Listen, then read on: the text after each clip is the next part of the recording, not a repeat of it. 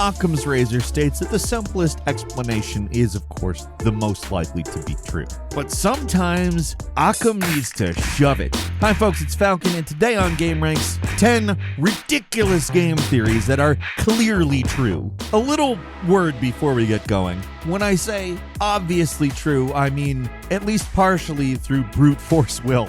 The actual developers might say they're not true, but that doesn't change anything here. Some of this might be what you would call fanon rather than canon, and some of it might be canon. We'll see. All right, let's get going. Starting off with number 10, indoctrination theory from Mass Effect 3. The gist of this theory is that at the end of Mass Effect 3, Shepard's hit by a beam that knocks him out for a second, and at this point, the events of the ending are entirely in Shepard's head. Now, the ending might seem like a straightforward multiple choice with 3 different endings. You pick one and that's what happens. But actually, it's a secret test of character because you're actually being controlled by the Reapers. If you pick any option that keeps the Reapers alive, then you've failed the test and are under their full control. And the destroy ending is apparently the only correct one. The idea that Shepard is in some way being indoctrinated by the Reapers is not a bad one. That's an element of the game since the first one. Soren is controlled by the Reapers. The Elusive Man gets controlled by the Reapers. Everybody who's in contact with the Reaper eventually gets controlled by them. Shepard died in Mass Effect 2 and was essentially revived using Reaper tech, so there's a lot of reasons he could end up under their control. The part where I'm scratching my head is the whole ending is in Shepard's head thing. This kind of feels like fan wish fulfillment, but the basic idea,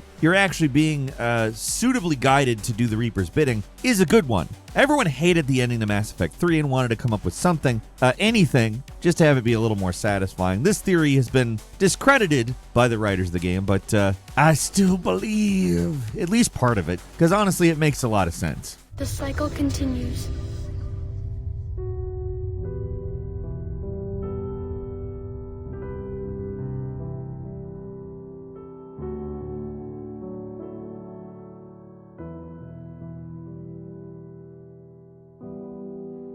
At number 9, the Dwemer achieved Chim from the Elder Scrolls franchise. The Dwemer, or the dwarves that are one of the most mysterious elements of the Elder Scrolls series, they're a race that you can find the ruins of everywhere, but the entire race up and disappeared one day, and there's no real in-game explanation as to why that happened. So there's a lot of fanciful fan theories that have appeared in an attempt to explain what did. I love it when Elder Scrolls gets weird. So this theory about the Dwemer is probably my favorite, making it true, of course. And to be fair, it's the one most supported by stuff one of the main writers of the series has said or written. I'm talking about Michael Kirkbride. A lot of this stuff comes from his official interviews and his unofficial lore. If you find something bizarre in the lore, it's probably from him.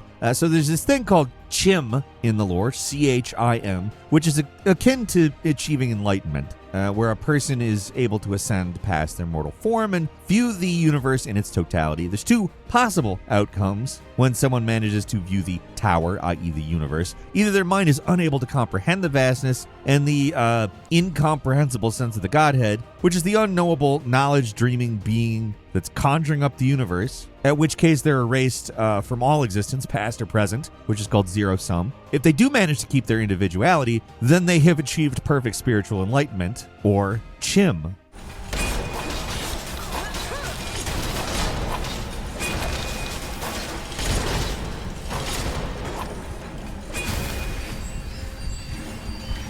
The Dwemer, who were a scientific race who believed that the universe was rationally structured, couldn't comprehend the irrational revelation that their universe was the dream of a sleeping god. So, while they were able to get close to full enlightenment, they were destroyed at the final hurdle and were zero-summed out of existence. That's one theory, at least, except for I'm gonna note one issue with it. If the Dwemer were erased from the past, we wouldn't know about the Dwemer, unless somehow memory of them still exists, which would be very, very strange. I don't know, there's another theory that Azura, one of the gods of Morrowind, removed them from existence. It's possible, and maybe even a little more supported by the games, but it's not as mind-boggling as the whole zero-sum theory.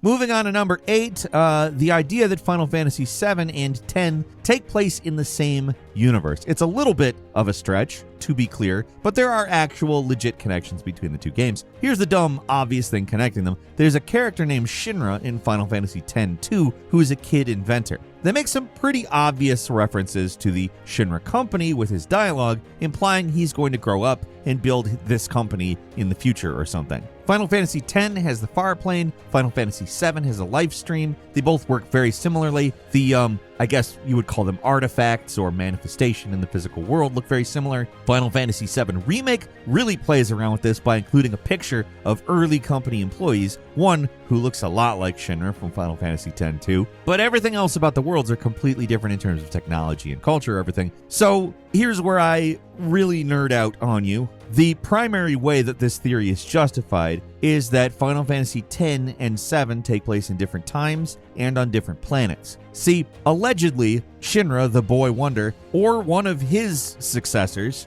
built a way to get off the planet. They got to the Final Fantasy VII planet, started Shinra, Bob's your uncle. Now, the picture in Final Fantasy VII Remake complicates this a little because if that is Shinra in that photo, obviously these do not take place in different time eras, or at least not significantly different ones. Although it could be that that is one of Shinra the Boy Wonder's successors or descendants, so it's kinda somewhat officially recognized, but that recognition really complicates the theory. I don't know. It's real for me. At number 7, the Tyrant is called Mr. X in Resident Evil 2. I know what you're thinking. This isn't fanon. It's not a theory. The big guy who chases you around in Resident Evil 2 is Mr. X. That's what he's called. That's what everyone calls him. That's his name. But here's the thing. The T-00, the Tyrant model that chases you around in Resident Evil 2 and in the remake, is never actually called Mr. X anywhere. I had to double check because it sounds like it can't be right, but no, nowhere in the games is Mr. X ever said.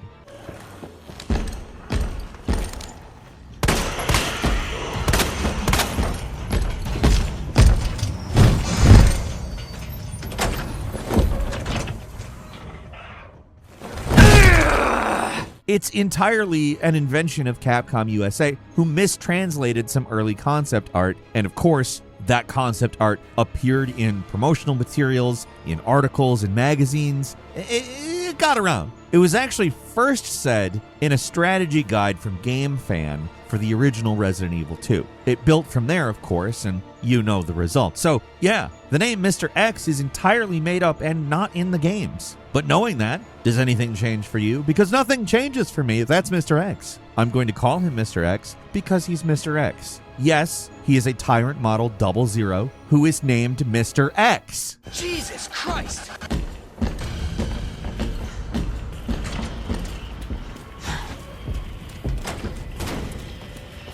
Jesus.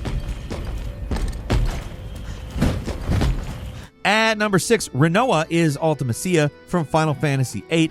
Everybody knows the Squall is dead theory, which is a lot. We've talked about it before, and it seems very complicated, but if you really boil it down, it was all just a dream, kind of slightly nonsense, with not a whole lot of basis of actual events in the game. The only real justification is the huge chest wound given to Squall at the end of Disc 1 that isn't properly addressed, and the story really starts to fall apart in Disc 4. That's the justification for it. It needs to be said that that is not the first time something went unaddressed in a Final Fantasy, and also definitely not the first time the story starts to fall apart near the end. Although Final Fantasy VIII is a little bit more of an egregious example of it.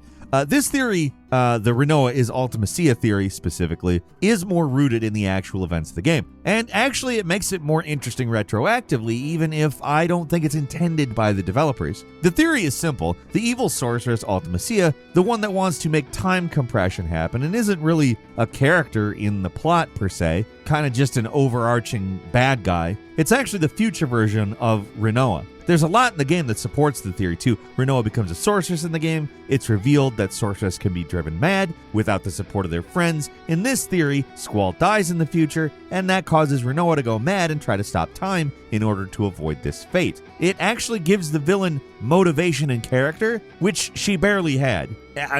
You know what? I'm gonna just say motivation didn't have. Character maybe a little bit, but motivation, nothing. Why the hell do you want to stop time?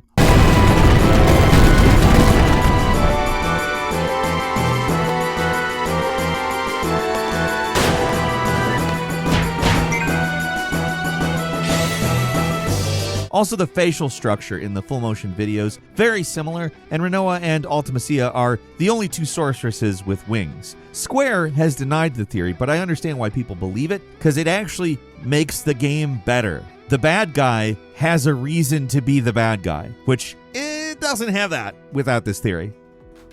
At number 5, Mortal Kombat 1 originally was meant to be Injustice 3. Now, this is kind of a conspiracy theory and pure speculation, but I kind of want to believe it because it makes a lot of sense. Before MK1, the games alternated between Mortal Kombat and Injustice games. Mortal Kombat 11 just wrapped, so of course NetherRealm were going to move on to the next Injustice game, right? Only there was a little bit of a problem with that, the sale of Warner Brothers. There was a lot of speculation that at the time, WB was just going to jettison the entire DC universe or straight up eliminate their games division, so it makes sense that the studio would pivot away from a property that they may not even have access to anymore and focus on something that was a little more safe because they owned it. There's a lot in the game that feels like elements that would have been in an Injustice game, the cameo system, for example, which would have made a lot more sense with sidekicks or some kind of hero team-up system. The pre-match interactions work exactly like the Injustice ones. The focus on the multiverse is very superhero-ish. And of course, there's got to be some explanation for why there's so many superhero DLCs for this damn game. What other reason is there that we got Ultraman, Homelander, and Peacemaker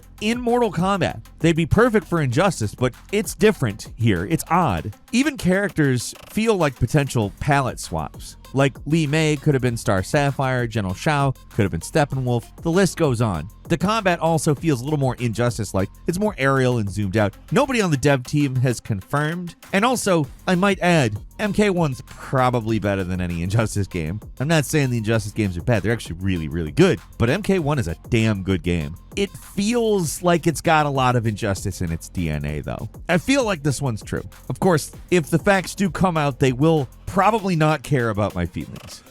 And number 4, Shadow comes from a Sonic 3 mural. This is from Sonic Adventure 2. Never underestimate the power of fans looking to explain something that doesn't make any sense. We all know why Shadow looks like Sonic. It's because he's supposed to be his evil double, but in Sonic Adventure 2, there's not an actual in-universe explanation for why there just so happens to be an evil hedgehog that looks like Sonic. So, for a little backstory, Shadow was created by Dr. Eggman's grandfather, Gerald Robotnik, as a science experiment to discover immortality. If you don't know the Sonic lore, you're probably pretty confused already, but roll with it. It doesn't get any less confusing. In the game, there's no explanation for why Gerald, in all his wisdom, decided that the ultimate being should be a bug-eyed, bobble-headed hedgehog, but fans have crafted a surprisingly plausible explanation. In Sonic 3, the Genesis game, there's a mural on Angel Island depicting Super Sonic fighting Robotnik. It's meant to be foreshadowing for the final boss, but for Sonic loreheads, it's a perfect explanation for Shadow. We know that Shadow can control Chaos Emeralds. Angel Island is where Chaos Emeralds are controlled, so it makes sense that Gerald went there to try to figure out the secret of the Emeralds as a way to obtain immortal life. In the theory, he saw the mural with a black Sonic-like figure and upturned hair, and decided that this was an ancient depiction of the ultimate life form. So he based Shadow on that mural. Narratively, it makes sense, as much as anything makes sense in these games. There is a certain logic to it, although this theory has never been confirmed or possibly even considered by Sega, but it does provide a decent explanation for in-universe origins for Shadow. At number 3, Dittos are failed Mew clones. Another one that's too good to pass up. In Gen 1, this is a long time ago we're talking, Gen 1 Pokemon, the first Pokemon generation. There's Mew, the rarest, most mysterious Pokemon, and they were cloned to create Mewtwo. Pokemon Lore 101 right here. Fans have long speculated the connections between Dittos and Mew. For one thing, they're the only Mons who can transform naturally. They can learn that skill and do it on their own. They got the same height and weight as Mew in the Pokedex, and their colors are suspiciously similar. Dittos also have connection to Mewtwo. They're found inside the Pokemon Mansion where Mewtwo was cloned, and they're in the cave with Mewtwo as well. Taking all of this information, aggregating it, and applying a certain logic to it, many fans have concluded that Ditto is some kind of failed experiment to make Mewtwo. I mean, it even kind of looks like a failed experiment. It's just a blob of goo, and its ability to transform is similar to Mew. It sounds like a surefire thing, but the devs have denied the connection.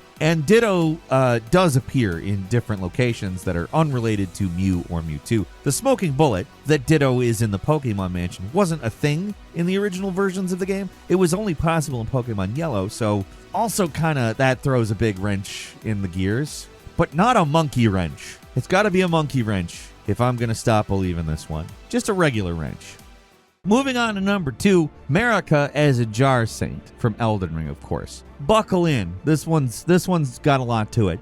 I particularly love it because it's not just crazy and completely out there, but also really plausible. Marika is basically the goddess of the entire setting. Her presence is felt everywhere. She created the Golden Order. She's the Elden Lord. She's guiding you on your quest. She's a very important figure in these settings, but you never hear her speak, and she never plays a direct part in the plot. She's extremely important, but very mysterious. Now, this is a From Software game, so there are pot men in this universe, ridiculous enemies who are pots with arms and legs. There's an entire village of them, in fact. They seem like goofy oddball additions, even after you find out their dark secret, that inside the pot is a bloody soup of human entrails. They seem about as far removed from Marika as possible. Enter the DLC, where we find out a whole lot more about the pots. There are jails around the Shadowlands filled with jars. There's a place called the Bonnie Village, where butchers seem to have turned everybody into pots as some form of punishment. Much later in the game, you see a secret area called the Shaman Village. It's completely empty except for one item that makes it clear this is actually the birthplace of Marika, but all the shaman mysteriously have disappeared or were spirited away, as one message says. Here's where things start to get really interesting. There's an item called the Great Jar that says that basically shaman are put into jars with the hopes of attaining sainthood,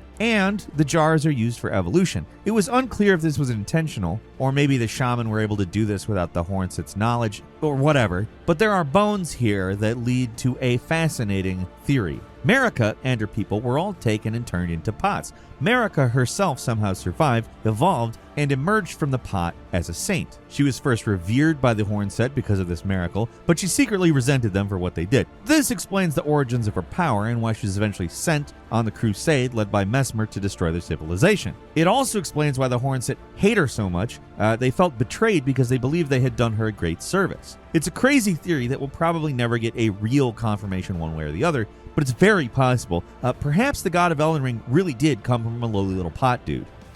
And finally, at number 1, from the Fallout series, the idea that Vault-Tec started the war. This has been a long-held fan theory, even if the director of the original Fallout game, Tim Kaine, has denied it. For him, the Great War, the moment the bombs fell and ended the world, isn't some secret to be uncovered. It happened because the US was developing the FEV virus and invading the Chinese mainland. Not cool, America. This hasn't stopped fans from speculating about Vault-Tec's potential involvement in these events. They're too central to the story of Fallout, too connected to the lore to not be involved, right? I mean, it seems pretty convenient that they were making all these vaults just in time for a nuclear war, right? I mean, to be frank, digging big holes in the ground and fitting them with life support systems is not like a short process. Further than that, we're always learning the same secret about Vault-Tec. They really had no intention of the vaults actually surviving, and they used them for scientific and sociological experiments for some hidden purpose. The actual purpose of all these experiments was never revealed in any game, although